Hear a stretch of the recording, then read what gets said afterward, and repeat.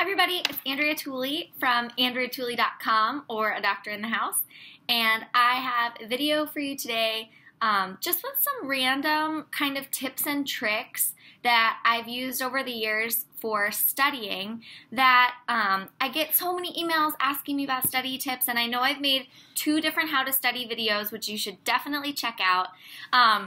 But these are just kind of like weird little things that I've kind of done along the way that have really helped me, and they're just random, so I thought I would kind of throw them all together into a video.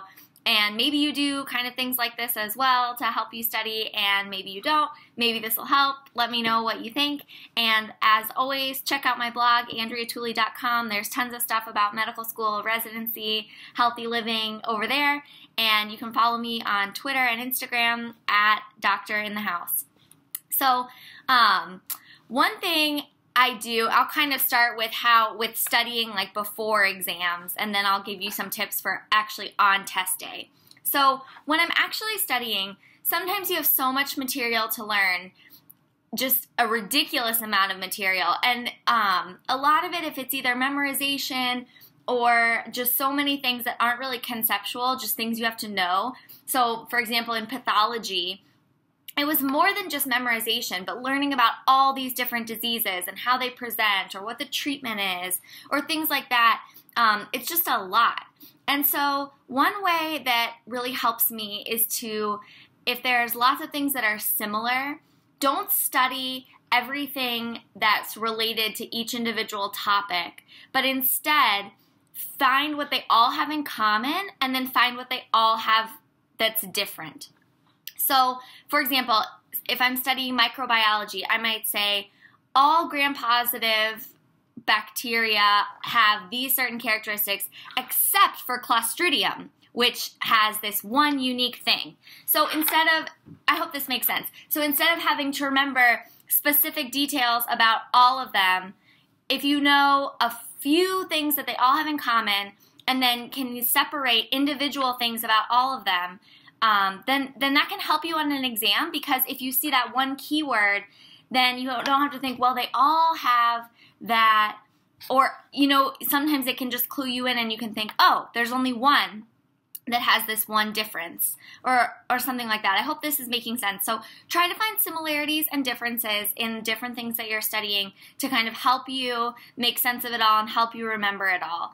And I do the same thing in medicine now. If I'm having to remember different categories of severity of diseases or something, I'll either just memorize or remember what the severe criteria are. So what makes C. diff severe versus mild, and then you know that everything in between there is moderate. So instead of having to memorize like what makes something medium or moderate, you only memorize the severe and think everything else is mild, moderate. You know, so just pick what you're going to commit to memory, and then you can deduce what other information there is to know instead of like rigidly having to memorize so many things.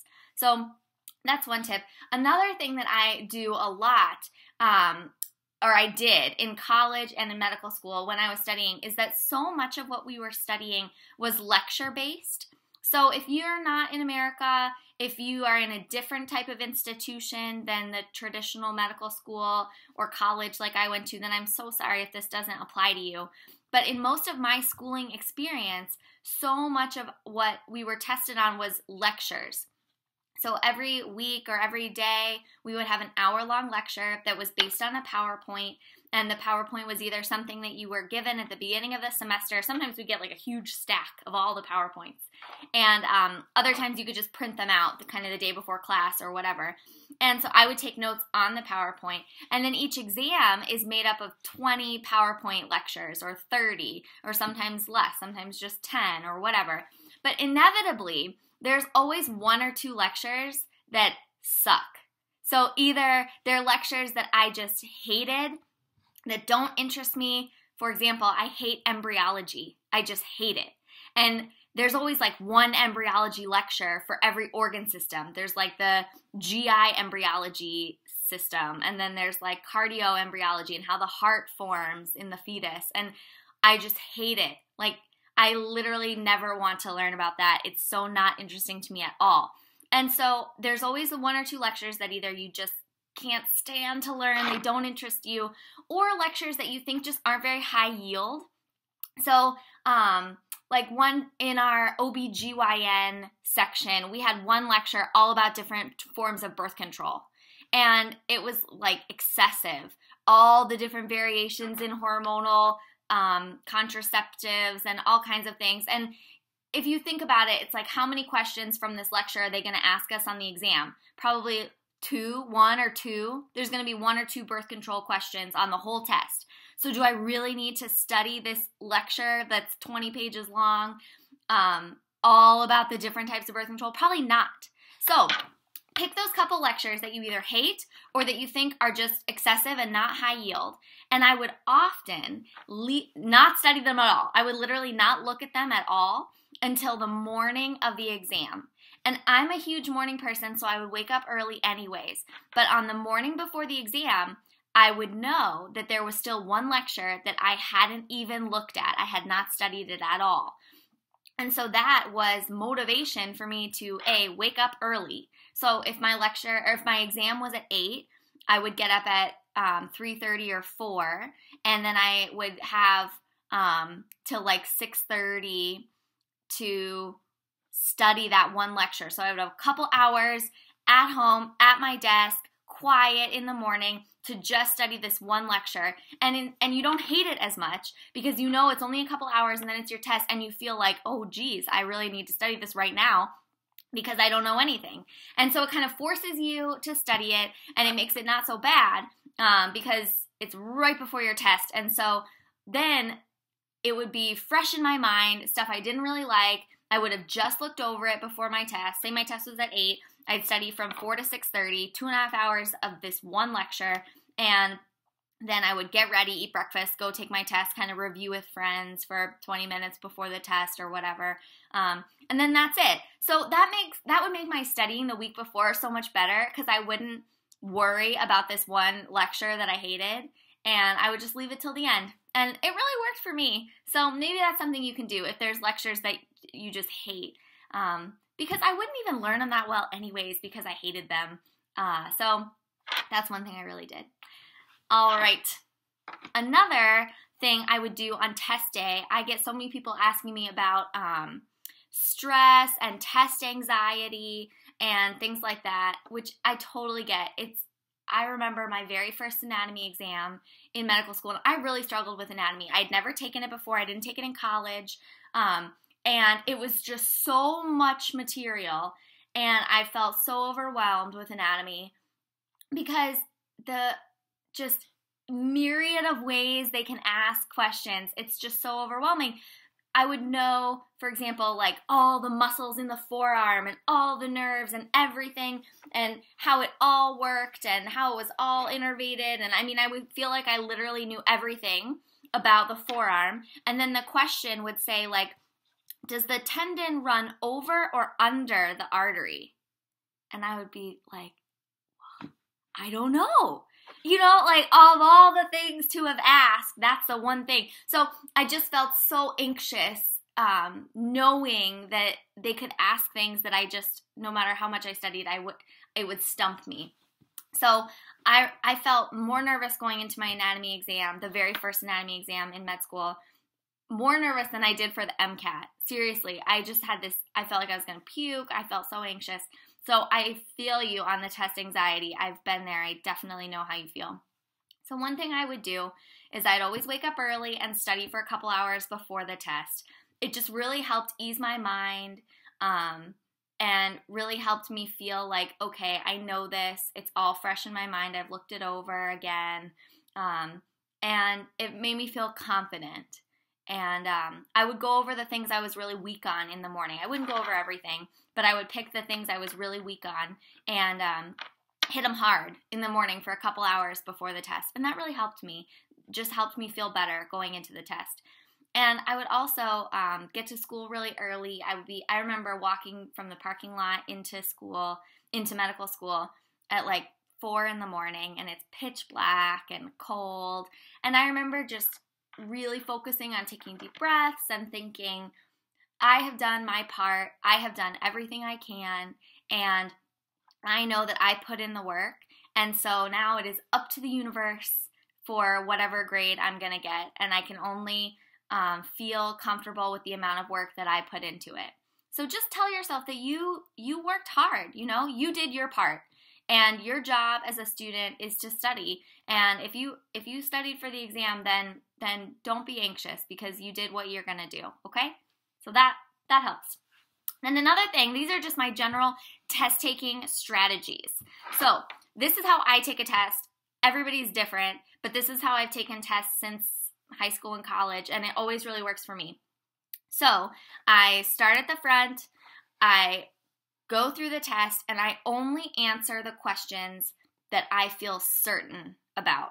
So if I don't immediately know the answer, or if I have to think like, ooh, is it A or is it B? Then I don't answer it. I just skip it. So I only answer the ones that I am 100% certain. I know this is the answer. I have prepared for this question. I've seen it on a past test that I studied. I've seen it on our homework or whatever. Only answer the ones that you really know.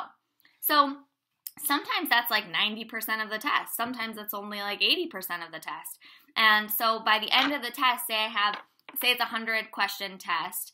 Say I have 20 questions that I've left unanswered. So when I get to the very end and I have all the ones that I've skipped, then I stop and I go to the bathroom. I get up and take a break because now I'm going to come back and really focus. So I'll get up and go to the bathroom, take a couple of deep breaths, just chill out. I've gotten the majority of the test out of the way, and now it's time to come back and dominate. And so I'll come back and I'll go through all of the ones that I left blank, and I'll really think about them hard. And if there's a couple that I'm really wavering, I just don't know, I'll leave those blank again. So say I had 20 questions unanswered, I go through and answer as many as I can, and then by the end of the test, I always have like 2 or 3 that I just have no idea. And so then at the very end, I'll go back and answer those. This is my third pass through the test. So I'm answering those very few last ones that I just don't know. So one thing that I try to do is I try to be a smart test taker. And there's all kinds of test taking strategies that you can Google and work on. So I'll think about the question, I'll think about what it's asking, and then I look at the answer choices because the answer is there in the answer choices, and you just have to figure it out. And so a lot of times the answer choices, they'll all be the same except for one. And what I mean is that they're all kind of saying the same thing. And if you feel like there's answer choices that are all like in the same type of category, or I wish I could think of a really good example. Oh, I know. Okay, so we just had a practice question. I'm doing my GI rotation right now, and it was talking about this like 25-year-old who had diarrhea, and the answer choices were, what kind of diarrhea is this? Is this celiac disease? Is this factitious diarrhea, meaning they're faking it and they're like pouring water in their stool and pretending like they have diarrhea? Because people have crazy mental illnesses and do really interesting things like that. Is this an infectious cause? I forget what it was. Some kind of infectious cause. Or is this Crohn's disease, which is inflammatory bowel disease? So I remember thinking, I had no idea which type of diarrhea it was, but I remember thinking that like celiac disease, Crohn's disease, and the infectious diarrhea, they're all osmotic diarrheas, which is a certain kind. And so all three of those were kind of the same. And so I knew it had to be factitious because with the information we were given, I could just kind of deduce what the answer choice was. Do you get what I'm saying? So really think about the answer choices. And if you can even narrow it down, if you can cross a couple out and narrow it down to just 2, well, then you have a 50-50 chance of getting it, which is huge. So try to be a smart test taker. Try to think like, what are they really asking? What are they trying to get at? And then I do things like if the answer choice is all of the above, like 90% of the time, that's the answer. So I almost always pick all of the above, unless you have a really interesting professor who's trying to trick you. But I feel like most of the time, if that's the answer choice, then that's the answer. So that, and when I was studying, I would think to myself, like, if I was writing this exam, how would I try to trick me? Like how would I ask this question to be tricky? And so I would think about that even while I was studying. Or even not to be tricky, I would think like, if I was writing the test, how would I ask about this topic? So if you're studying electron microscopy, think like, how would I ask about electron microscopy? Oh, maybe I would ask this type of question. You know, you have to think like a test taker and get your mind kind of in that zone. So these are my biggest tips. They're just kind of random and things that have worked for me, but really you just got to know how to play the game and how to be a good test taker, and I know you guys can do it. So I'd love to hear your other test taking strategies or just studying strategies in general. So leave them in the comments below. I try to always respond, or if you want, you can tweet me or find me on Instagram, and definitely check out my blog, andreatooley.com, and I'll talk to you later. Bye!